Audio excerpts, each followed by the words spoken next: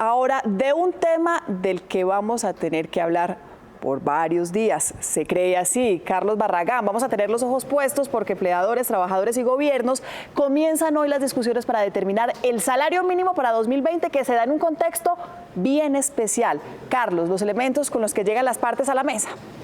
Mónica arranca con esta cifra. El salario mínimo hoy es de 828.116 pesos, 48 horas semanales en turnos de 8 horas. El salario mínimo diario hoy es de 27.604 pesos. Un desempleo que está llegando a los 2 dígitos, un dólar que ha roto todos los récords, pero nuestro compañero Henry González ha hecho un compendio de cómo se determina el salario mínimo y, por supuesto, la perspectiva, hasta dónde podría llegar. Esta vez habrá que negociar el salario mínimo al paso de las marchas y el ruido de las cacerolas. Pero además, en medio de un desempleo creciente del 9.8%, una inflación que ya acumula 3.43%, un dólar en niveles de 3.522 pesos nunca antes vistos, una pérdida de 1,4 billones de pesos para las empresas por el paro nacional y un crecimiento económico que subió al 3,3%, pero está amenazado por los ruidos internos y externos. Esa negociación está marcada por los efectos del paro del 21 y la movilización siguiente. Un ambiente muy complicado de negociación. Los empresarios saben que esta vez llegar a un acuerdo será aún más difícil. Una temporada o época totalmente atípica que va a impactar en la negociación, claro que sí. Tomar buenas decisiones va a ser un poco complicado. Tampoco ayudan las diferentes visiones sobre cómo salir de este atolladero. Para las centrales obreras es claro que mayores salarios dinamizan la economía. Para que haya luego más ventas y también mayor turismo, la gente de Colombia necesita ganar más. Para las empresas es todo lo contrario. Mayores salarios significan más inflación, mayores costos de producción, menos posibilidad de invertir y menos chance de ampliar la planta de personal. Bajo la incertidumbre va a ser complicado hablar ahora de bondad o no bondadoso frente al porcentaje que se determine. La ley determina que el incremento al salario mínimo se debe negociar sobre la base de la inflación de este año y la proyectada para 2020, además de la productividad y el crecimiento económico. La pregunta del millón es, con todo esto, ¿cuánto debería subir el salario mínimo actual de 828.000 pesos? Entre medio punto y un punto por encima de la inflación de este año. Necesitamos que el salario mínimo siquiera se ponga en 1 millón de pesos, porque es que lo que ganamos, lo poquito que aumenta este gobierno, no alcanza ni siquiera para uno comprarse siquiera un par de medias. Que subiera por lo menos 50.000 pesos sería buenísimo. Obviamente los gastos que están subiendo, digamos, alrededor, incrementan mucho, pero sería excelente. Pues si la tendencia es la que siempre han tenido, muy poquito, la verdad. Pongámosle que yo no creo que toque ni el 5%. La negociación se debería terminar el 15 de diciembre. Lo que sí es absolutamente claro, Mónica, Juan Diego, es que en la situación laboral, los sindicatos, las protestas, las manifestaciones, sin duda alguna, van a marcar un punto muy importante en el futuro de cuál va a ser el salario mínimo mensual.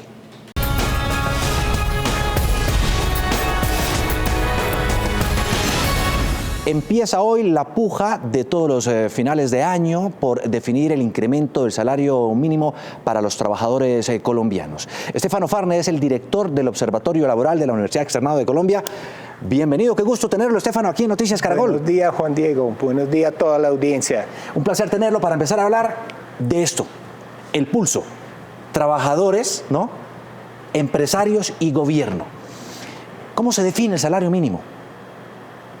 Pues en el marco de la Comisión de Concertación, cada año se debe reunir empezando el mes de diciembre y llegar a un acuerdo antes del 30 del mismo mes y fundamentalmente deberían negociar los empresarios con los trabajadores y el gobierno debería actuar como mediador. Claro, ¿está de acuerdo usted con esta imagen? Más o menos en esas circunstancias y fuerzas, ¿cómo se define? Lo que pasa es que el gobierno debe tener en cuenta los intereses de ambos, ¿sí? Entonces, no siempre está por el lado de los empresarios, así como viene representado. Bueno, es una forma, ¿no? Digamos, de tratar de graficarlo, pero hablemos de esto. Aquí está consagrado por parte del Ministerio del Trabajo, inspirado, claro, en la Constitución Política y en la jurisprudencia de la misma Corte Constitucional, cómo se define el salario mínimo. Entre otras cosas, aquí dice que proyectando lo que el Banco de la República hace de la inflación para el 2020, en este caso, y contemplando también la inflación para del 2019. Explíquenos eso. Bueno, hay una sentencia de la Corte Constitucional de 1990 que dice que el salario mínimo debe crecer por lo menos la inflación del año anterior. Entonces, esta es una primera base, ¿sí? Y luego hay que tener en cuenta la productividad de la economía que debe ser estimado, del Departamento Nacional de Planeación. Hoy probablemente vamos a ver cuánto es.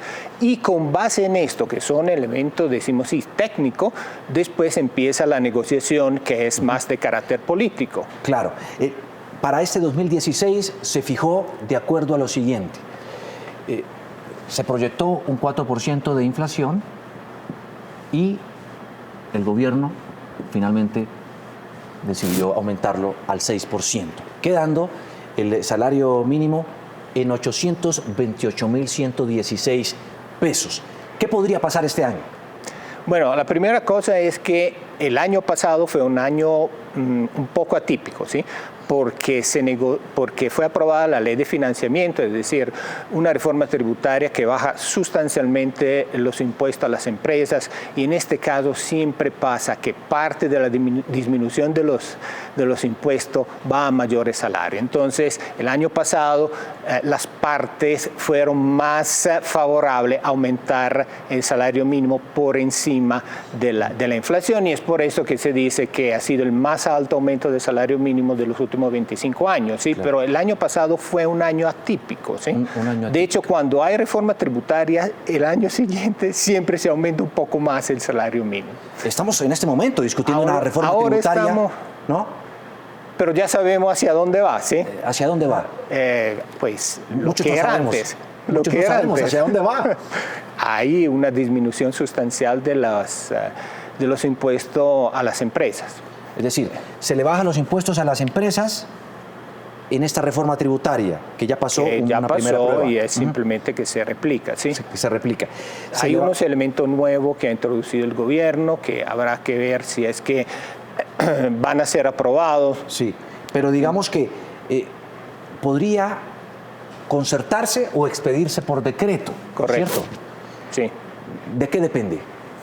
Depende si trabajadores y gobierno se ponen de acuerdo, trabajadores y empresarios se ponen de acuerdo antes del 30 de diciembre, ¿sí? Si no, a esta fecha el gobierno debe emitir un decreto. Entrando un poco en el terreno especulativo, podría uno pensar que el incremento estaría rondando aproximadamente ¿qué porcentaje de aumento? Mire, la inflación hasta ahora está más o menos alrededor del 3.9%. ¿Sí? Es decir, es muy probable que esté muy cercana al 4% al final del año. 4% Entonces, inflación. Este es el piso. Este es el piso. Este es el piso, ¿sí? Luego habrá que ver cuánto creció la productividad el año pasado, ¿sí? En general, en promedio, a lo largo del tiempo, la productividad total de los factores ha aumentado 0.25, pero hubo años que aumentó y otros que disminuyó, ¿sí? ¿Y podría estar por encima de...? Y luego viene el poder de negociación de las partes, ¿sí? Entonces, por lo menos sí habría que pensar entre un 0.5 y un 1% más del 4%. O sea, digamos que podría ser del 5% el aumento, ¿cierto? Sí, podría ser, y como mínimo. Como mínimo. Pero si uno dice, el salario mínimo son 828.000, el 5% vendrían siendo para redondear, sí. Porque no tengo el cálculo preciso, podrían ser algo así como 40.000 pesos o 45.000 pesos el aumento, ¿cierto? Sí. ¿Podría estar proyectado en ese sentido? Sí, 5 por 8, 40, sí. Sí, 40. Y si uno lo concibe así, se pregunta, ¿eso sirve para sortear los gastos de la canasta familiar? Bueno, la canasta familiar es para 4 personas, ¿sí? Si 2 personas trabajan en una familia, sí es suficiente. En todo caso, el salario mínimo sí está por encima de la línea de pobreza. Hace unos días estuvo aquí Julio Roberto Gómez, que es uno de los líderes sindicales de las centrales obreras, y dijo que ellos estimaban y calculaban que cubrir toda esta canasta familiar implicaría el que cuando menos el salario fuera de 1.600.000 pesos, ¿no? Pero están 828.000. Correcto. Deben trabajar 2 personas en una familia para cubrir. Deben trabajar 2 personas en una familia. Pero ¿no es eso algo injusto? Es que el salario mínimo es tanto un elemento de demanda, es decir, es el ingreso de los trabajadores, como un elemento de costo, es decir, es un costo para las empresas. Y entonces uno debe evaluar ambas cosas cuando va a definir el crecimiento del salario mínimo. Claramente, como trabajadores todos quisiéramos tener aumentos de salario lo más altos posible, y los empresarios al contrario quisieran que sus costos fueran bajos, ¿sí? Entonces, claro, en esta negociación hay que tener en cuenta los 2 puntos de vista, ¿sí? Sí. Evidentemente no hay otra forma. En una familia de 4 personas, 2 deben trabajar para tener acceso a una canasta media de bienes de consumir. Claro, pero es que también eso tiene que ver mucho con los cálculos que hace el Departamento de Planeación Nacional, que dice, entre otras cosas, que para que usted sea de clase media en un país como el nuestro, debe ganar más de 400.000 pesos. Es decir, una persona que viva en un puente, debajo de un puente, si se gana 400.000 pesos, ya es de clase media. Es lo que ha dicho Planeación Nacional, y aquí estuvo el subdirector de Planeación Nacional. Entonces uno dice, en ese juego de números, pues cualquiera puede ser, digamos, de clase media. Sí, sí. A mí, desde mi punto de vista muy personal, yo no creo que sea clase media una persona que gana 400.000 pesos. Pero lo dice el gobierno nacional. Sí, lo dice Planeación Nacional, lo dicen los técnicos de planeación, lo dicen las cifras del DANE. ¿Sí? ¿Y de dónde salen esas cifras? Porque uno dice, si alguien es de clase media ganándose más de 400.000 pesos, pues, ¿cómo así? Es decir, dejar de ser pobre teóricamente es fácil. Sí, no, las cifras salen de las encuestas de hogares, ¿sí? Sabemos que por lo general los ingresos de las encuestas de hogares subestiman el verdadero ingreso de las personas, ¿sí? Claro. Pero tampoco puede ser una diferencia muy grande. Sí, hablemos un poco de los salarios mínimos en la región. Sí. Aquí, según este dato, calculo hasta julio de 2019, comparando el salario mínimo de Colombia con otros países de la región, por ejemplo, aquí se gana en dólares, ¿no? Esto es en dólares, aproximadamente $272, mucho menos que en Argentina, mucho menos que en Brasil, más que en Perú, más que en Venezuela. ¿Cómo estamos en ese orden de ideas? Bueno, las cifras parecen que nos ubican en el medio, ¿sí? Pero las comparaciones internacionales siempre son muy difíciles porque depende del nivel de precio, del costo de vida en cada país. En Argentina es más alto que en Colombia, entonces los salarios por lo general siempre serán más altos. Depende de la tasa de cambio, entonces depende si una moneda se devalúa o revalúa. Depende de cuál es el horario de trabajo en cada país, ¿sí? Entonces las comparaciones internacionales son siempre un poquito complicadas, pero de las cifras que tú reportas, pues parece que no somos ni lo más costoso, pero ni tampoco lo más barato. Claramente Venezuela es un outlier, ¿sí?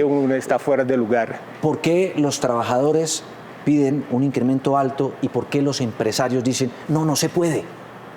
Cuando los trabajadores dicen, por ejemplo, que si les aumentan más, consumen más, se mueve más la economía, pero los empresarios dicen no, porque entonces nos afecta el costo del trabajo y de la empresa. Esto es absolutamente cierto, ¿sí? Son verdades las dos cosas, pero por eso que uno debe conciliar el incremento de forma tal que permita a los trabajadores tener un nivel de vida, decimos así, decente, y a los empresarios que no se les disparen los costos del trabajo. ¿sí? Ahora, si miramos las cifras de los últimos años, el salario mínimo que si se toma como base 1995, es decir, los últimos 25 años, el salario mínimo real ha crecido en un 30%. Es real, es decir, descontada la inflación, de manera que el salario mínimo paulatinamente en términos de poder adquisitivo ha aumentado, aun si claramente como trabajadores quisiéramos que hubiera aumentado más. Claro. Bueno, ahí está, es Estefano Farne, director del Observatorio Laboral de la Universidad Externado de Colombia. Muchas gracias. Muchas gracias por estar aquí echando lápiz en el tablero Caracol, ayudarnos a entender un poco toda esa puja, ese pulso que hay cada fin de año entre los trabajadores, empresarios y el gobierno para definir el salario mínimo y que, por cierto, comienza el día de hoy en nuestro país. Gracias por estar acá. A ustedes por invitarme. Feliz día.